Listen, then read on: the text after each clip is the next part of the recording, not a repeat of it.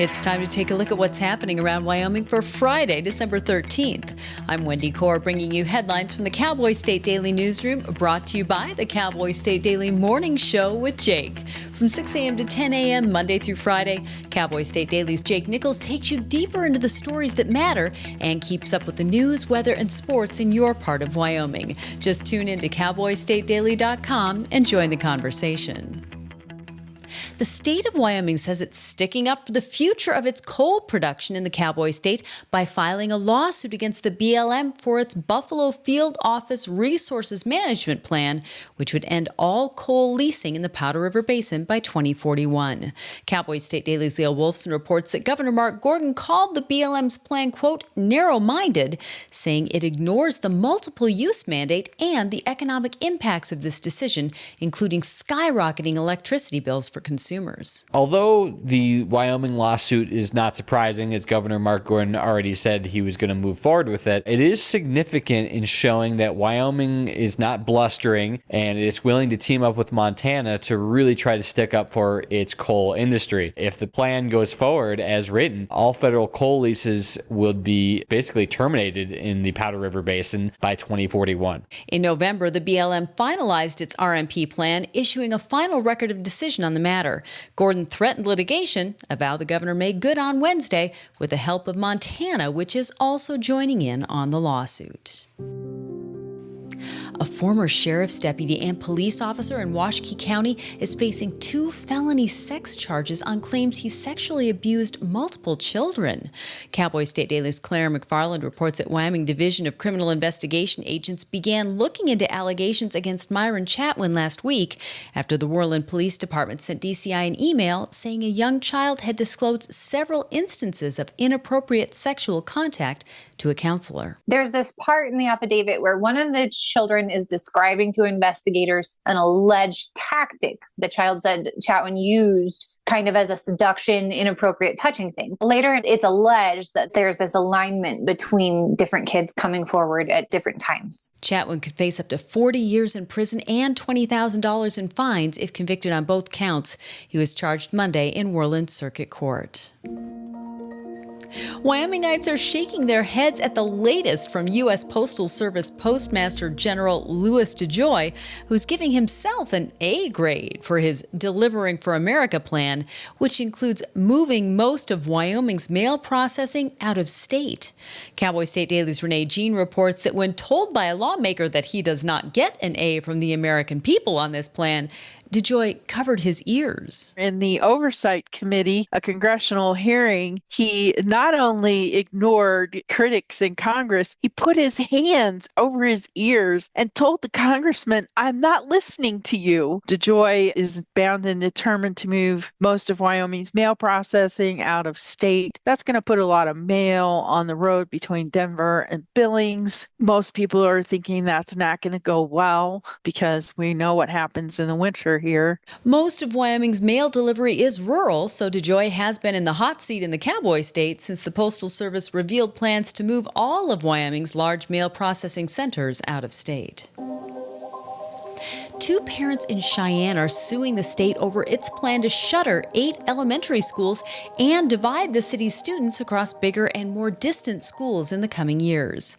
Claire McFarland reports that the lawsuit, filed last week, argues that these closures jeopardize students' constitutional rights to an equal and quality education. The School Facilities Commission was looking at most cost-effective remedies. So what's the cheapest way we can upgrade some of our crumbling school facilities? It's alleged that in choosing the remedy that shutters 8 neighborhood schools and funnels kids into bigger schools across broader distances across interstates, it's alleged that that choice didn't give the public enough time to weigh in and harms parents and kids in other ways. Some of the parents were like, we bought our house so we would be close to school, walking distance, and they're worried about property values going down once this one particular really high quality school is closed. The parents are asking the Laramie County District Court to declare the administrative action arbitrary, capricious, and illegal. And now let's take a look at today's weather with Cowboy State Daily meteorologist Don Day. Well, as we head into the weekend, the weather is going to be a little unsettled. First of all, there's going to be a few snow showers over the far west and far south today, especially over near the mountains. Not a lot, but if you're traveling along Interstate 80 today, watch out for that. Tomorrow is going to be a fairly quiet start to the weekend, but later in the day, Saturday, snow is going to begin to break out in places like Star Valley and Jackson along the western border areas of the state. And then Saturday night, Sunday into Monday morning, it'll be a disorganized system, but there will be scattered snow across parts of the state, along with some colder temperatures Saturday night, Sunday morning in the west, then Sunday afternoon, Sunday night, and Monday morning over the rest of the state, especially the central and north. You could see some snow showers. Again, no one's going to get a lot of snow, but we could see some slick roads and highways from late Saturday night through early Monday. Another system will bring a chance of snow to the mountains, scattered snow to the plains, and colder temperatures as we get into Tuesday and Wednesday. You can get Don's full forecast on the Cowboy State Daily website. I'll be back in just 15 seconds with more news. Open enrollment is here. Discover a range of low-cost plans from Blue Cross Blue Shield of Wyoming. Shop now to find the best option for you. Online, in town, in touch. We're right around the corner. Blue Cross Blue Shield of Wyoming. What's your plan? Wyomingites may soon be able to gamble from the comfort of their own homes if a state lawmaker gets his way. Representative Bob Davis plans to reintroduce House Bill 120 this upcoming session after failing to pass the legislation earlier this year. Cowboy State Daily's Greg Johnson reports that the bill would legalize online slots, poker, blackjack, and other card or gambling games and place those games under the scope of the Wyoming Gaming Commission. Online gambling with poker, blackjack, these online gambling games, betting on them is actually not legal in most states. It's only a handful of states that's legal. But he makes a good point that people are doing it anyway, and you might as well regulate it with the rest of Wyoming's gaming. It'll mean a lot more in tax revenue. Online gambling has the potential to generate nearly $1 billion per year, and illegal gambling operations have been popping up for years, including a ring that was busted earlier this year that was operating out of coffee shops in Casper and Gillette. Many people may not know that the state of Wyoming has a fleet of at least 4 jets. They also may be surprised to know that the University of Wyoming occasionally flies its high-dollar donors around for free in them. This free travel is what has the Wyoming Freedom Caucus upset, according to politics reporter Leah Wolfson.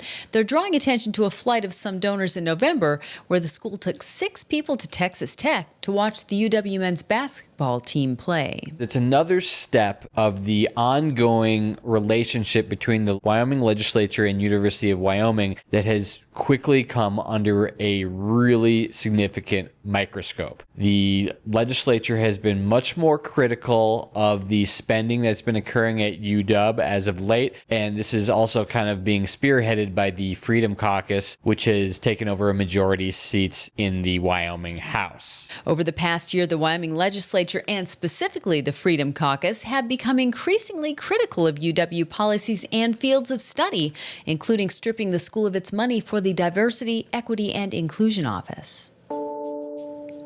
The Lander Police Department on Wednesday evening apprehended a 33-year-old Lander man suspected of trying to burn down a well-known local bar 2 days earlier. A person tried lighting the Lander bar at 126 Main Street on fire Sunday in the early morning hours by splashing accelerant on a back outer wall and igniting it, but the fire sputtered and died.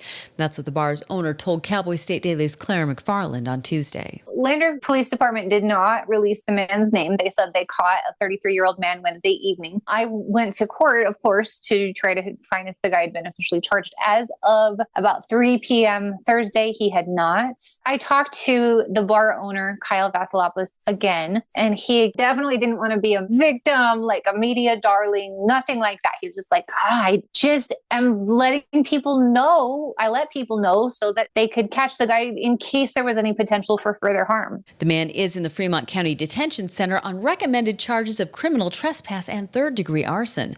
The police department is not yet identifying him by name, saying he hasn't yet appeared in court. And a bronze cannon used by Spanish conquistadors in the 1540s and unearthed by archaeologists in Arizona is the oldest firearm ever found in the continental U.S. and more than 200 years older than the first guns ever in Wyoming. The 42-inch long, 40-pound piece survived as long as it did only because it was made of bronze. That's what a Wyoming historical firearms expert told Outdoors reporter Mark Hines. They're positive that it was part of Coronado's, one of the more prominent conquistadors, that it was part of his expedition, and they think they narrowed it down to an exact year around 1541. That's significant because that would make it the oldest firearm ever discovered in the continental United States. It survived because bronze is rust resistant. A lot of the firearms, either the small arms or the artillery back then, were made of iron, and anything made of iron that got buried would have been long gone. It would have rusted into nothingness by now. The cannon was found at the site of a small Spanish stone and adobe settlement and likely placed there in 1541. It was a wall gun or relatively small artillery piece used to either defend a wall or breach an enemy wall. And that's today's news. For a deeper dive into the people and issues that affect Wyoming, check out The Roundup, conversations with the most interesting people in the Cowboy State. A new episode drops tomorrow when I have a conversation with Pete and Lynn Simpson. You can find the link on our website, on our YouTube channel, and wherever you get your podcasts. And of course, you'll find it in our free daily email newsletter. Thanks for tuning in. I'm Wendy Corr for Cowboy State Daily.